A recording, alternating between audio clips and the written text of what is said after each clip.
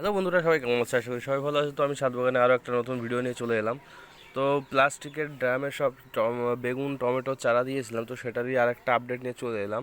তো দেখো, বেগুন গাছগুলো সব আমি কাটিং করে দিয়েছিলাম, মাথাগুলো সব সেখান থেকে 3টে করে ব্রাঞ্চ বার হচ্ছে, দেখতেই পাচ্ছ।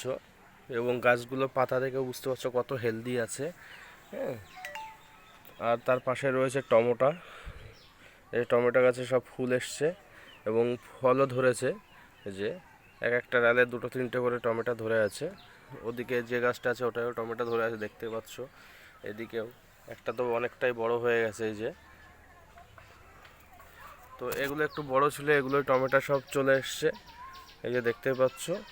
এবং সব থোকায় থোকায় ফুল আছে, এই যে সব ফুল প্রচুর পরিমাণে। এবং গাছগুলো চেহারা দেখো অনেকটা হেলদি আছে, সব প্লাস্টিকের ড্রামে দেওয়া আছে। এবং আমি একটা করে কাঠি পুঁতে দিয়েছি যাতে গাছগুলোর কোনো সমস্যা না হয়। আর এই টমেটো গাছগুলো একটু পরে লাগিয়েছিলাম, তো দেখো আমি গোড়ার দিক থেকে পিঞ্চিং করে দেওয়ার ফলে এক একটা গাছে 3-4টে করে ডাল বার হয়েছে এবং সব ফুল আসার মতো পরিস্থিতি চলে এসছে। এবং ফুলও দেখা যাচ্ছে, এই যে সব ফুলও চলে এসছে, তোমরা দেখতে পাচ্ছ।